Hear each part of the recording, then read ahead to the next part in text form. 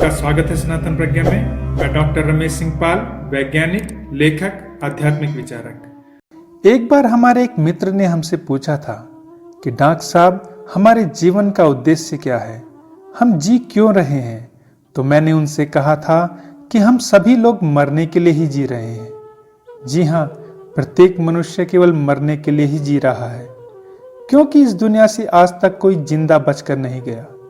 लेकिन यदि हम जीवन को सही सही ढंग से समझ लें और जीवन जीने के नियमों का पालन करते हुए हमारे माध्यम से सही प्रकार से जीवन जिया जाए, तो फिर जीवन के आगे मृत्यु छोटी लगने लग जाती है और फिर मृत्यु केवल बदलाव के लिए एक घटना मात्र रह जाती है और कुछ नहीं। हम लोग जीवन को या तो एक जंग की तरह जी सकते हैं या फिर एक उत्सव की तरह इसे घटित होने दे सकते हैं। जो लोग जीवन को एक जंग समझते हैं, उनके लिए यह जीवन केवल एक संघर्ष और इच्छा पूर्ति के लिए माध्यम से ज्यादा कुछ नहीं रह जाता। और जब एक उम्र विशेष के बाद जीवन ढलता सा नजर आता है और जब मृत्यु का आभास होता है, तो मानो पूरा जीवन एक सपना सा नजर आता है जो बेहोशी और मूर्छा में ही कट गया। तब पछतावे के अलावा और कुछ नहीं बचता। लेकिन जो मनुष्य जीवन को एक एलटीसी टूर या उत्सव की भांति जीता है, उसके लिए जीवन हमेशा ही उपलब्ध रहता है। वो जो भी कार्य करता है होश में करता है, जीवन में आनंद ही प्रकट होता है। ऐसा आदमी जीवन में कुछ सिद्ध करने के लिए नहीं, बल्कि स्वयं सिद्ध होने के लिए जीता है। कहीं पर मैंने एक बहुत अच्छी लाइन पढ़ी थी, Those who want to prove something to somebody, they are miserable। आइए मैं आप लोगों को एक कहानी बताता हूँ, इससे मेरी बात कुछ ज्यादा स्पष्ट हो पाएगी। सिकंदर विश्व विजेता बनने की चाह रखता था, जिसके लिए उसने अपने आसपास के सभी विद्रोहियों को खत्म करना शुरू कर दिया था। सिकंदर के बारे में बताया जाता है कि वो बेहद क्रूर और खतरनाक शासक था। सिकंदर को अपनी जीत का घमंड होने लगा था। उसे लगता था कि वो अमर योद्धा बन जाएगा, यानी कभी उसकी मृत्यु नहीं होगी। और ज्यादा जीने की चाह ने सिकंदर को भारत की ओर आने पर मजबूर कर दिया। दरअसल सिकंदर को लगता था कि भारत के किसी ठिकाने पर अमृत मिलता है, जिसे पीकर वो अमर हो जाएगा और विश्व विजेता बनने का उसका सपना पूरा हो जाएगा। इसी चाह में वो अफगानिस्तान को रोंदता हुआ भारत के सिंधु नदी पर आ गया। लेकिन सिकंदर जब अपने दल के साथ आगे बढ़ा, तो उसने एक साधु को योग में लीन देखा।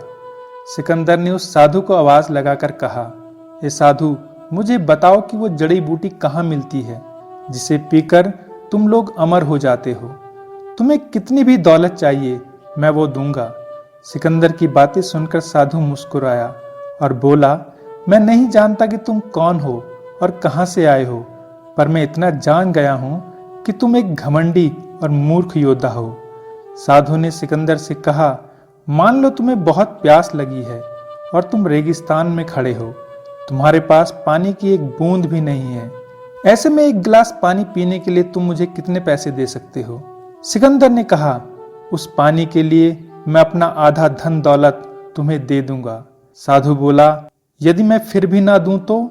सिकंदर ने कहा, फिर मैं अपनी पूरी दौलत, सारे साम्राज्य, सारे महल तुम्हें दे दूंगा, क्योंकि पानी के बगैर तो मैं जी ही नहीं पाऊंगा। सिकंदर की इस बात पर साधु हंसा और बोला, जिंदगी भर इकट्ठी की हुई दौलत की तुलना में एक गिलास पानी की कीमत अमूल्य है।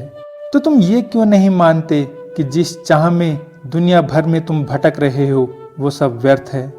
जीवन की सच्चाई सिर्फ मृत्यु है। जो इस धरती पर आया है, उसे जाना ही है।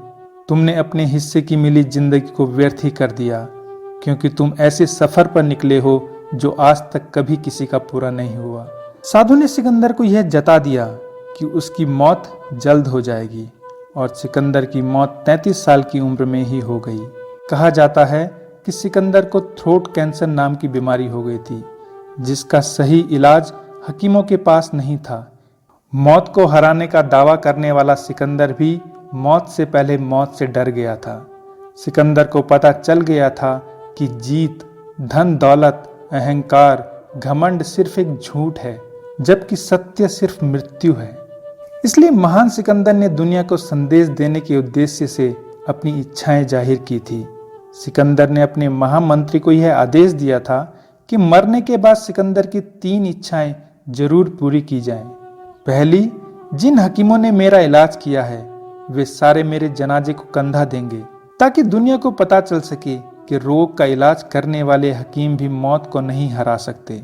दूसरी, जनाजे की राह में वो सारी दौलत बिछा दी जाए जो मैंने पूरी जिंदगी भर इकट्ठी की है, ताकि सबको यह पता चल सके कि जब मौत आती है तो ये दौलत भी काम नहीं आती।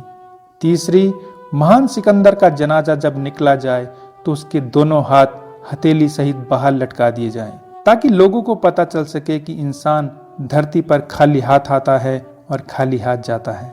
तो अंत में मैं आपसे यही कहूँगा, मौत एक सच है जो आज नहीं तो कल आने ही वाली है। इसलिए कर्म करते रहें, अपना अंतःकरण शुद्ध करते रहें और कोशिश करें कि आपके द्वारा कभी किसी को कष्ट ना पहुंचे। आध्यात्मिक उन्नति तथा मोटिवेशन के लिए सनातन प्रज्ञा से जुड़ें।